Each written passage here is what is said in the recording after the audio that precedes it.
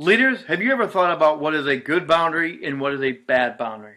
What is a boundary that helps you lead well and be more effective? And what are the boundaries that can blow up in your face and you cross over and things go sideways? Well, today we're going to talk about leadership boundaries, how to have good boundaries in your life so you can be a more effective leader to lead your organization to reach its full potential. Stick around.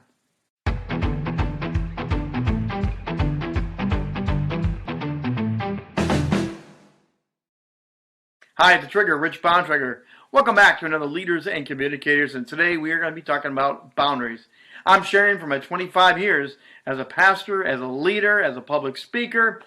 I've had to figure out boundaries over the course of my time, and sometimes it's been really helpful, and sometimes it's been really hard to figure out. So today I'm going to share from my own personal experience to help you be a better leader and maintain healthy boundaries for you personally and for the people that you lead. As we get rolling today, take a moment, subscribe to my channel, hit that little bell right there. And when you hit the bell, you'll get notified of the next video and you'll never miss another video along the way. Also, be sure to have a little comment in the question bar down below. Let me hear from you about the topic of boundaries. Do you find boundaries to be easy for you, or are boundaries kind of tough? Are you one of those people that are so closed off as a leader? You've got a wall, it's a boundary. Or if you're one of those people that may be so open, you have no boundaries and you feel like you are just exhausted. Now, the first one is the boundary of attraction. As leaders, we know people will be attracted to us. We want them to be attracted to what we have to say, about the ideas we have, the way we want to lead our organizations. There is a magnetism that happens as a leader. And some of the best leaders don't even have to try to have this. They naturally just ooze it out of them, and people will follow them. You want to have followers following your mission and dreams, your visions. You want people to be fully invested into it. Now, the thing is, you want to have people following you, but you don't want them to be dependent on you. This boundary of attraction sometimes can cross over into a negative space where they are so dependent on you, they are so attracted to you, they don't think for themselves, they don't act for themselves, they become robots instead of important people on your team to help you to mobilize, to achieve your goals. Be careful, leaders, to not be such a magnetic leader that you have a bunch of zombies on your team. Now, boundary number 2 is the boundary of dreaming.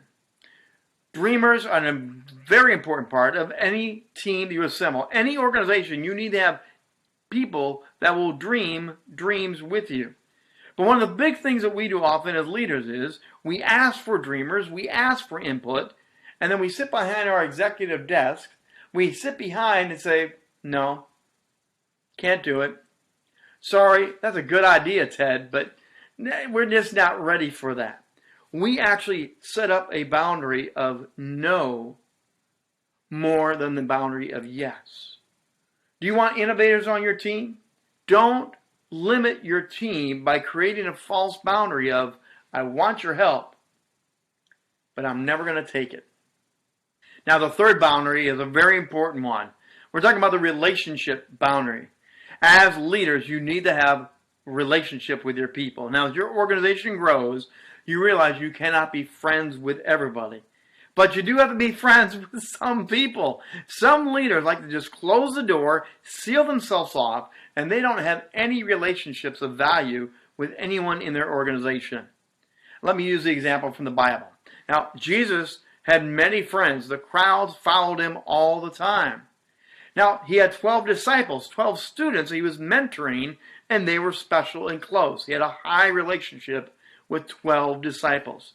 But he had 3 that were in the inner circle that were deeply wired in touch, and on a different level of relationship.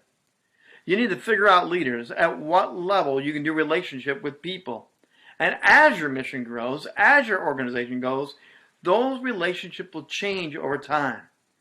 Some people that you had in the inner circle are going to have to be moved out of the inner circle, and some people that were never in will have to move into this new relationship.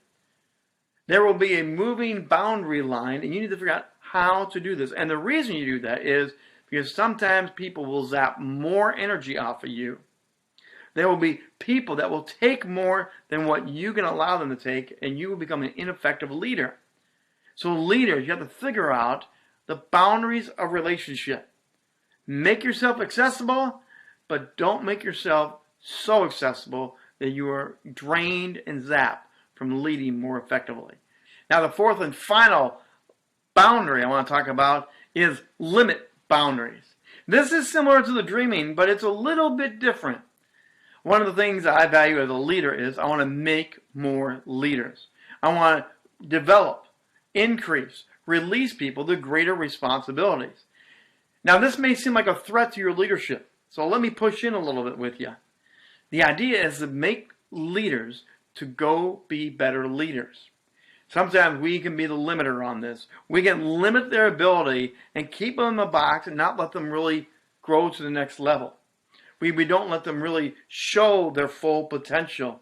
We don't let them take the lead on a project that you can lead effectively, but the truth is you should have them do it to let them go up. This is all based on fear. The limit of leadership here is fear-based. We're afraid that we're going to lose our leadership, and they're afraid that they will never get the chance to fully shine within your organization. Leaders, you can be the lid on your organization. You can be the thing that keeps it from flying and soaring. Let me challenge you. Take off the lid and let your leaders go to the next level. So, how do you do as a leader with boundaries? Do you have no boundaries at all? Or are your boundaries so tight, nothing effective is getting done? I want to give you a tool. Let me recommend this book. It's called Boundaries for Leaders. I'm going to put a link down below in the description. And you can go down, hit the link, and you can order that book directly. It's got much more information on other boundaries that will make you achieve your goals as a leader for your organization, for your mission. Sometimes we just need to learn how to be healthier as leaders to help the organization be healthier to do the best it can do. Give me a like, give me a subscribe, give me a question, give me a comment down below. How good are you with boundaries? Until next time, I'm the Trigger, Rich Bontrager. God bless and have a great week.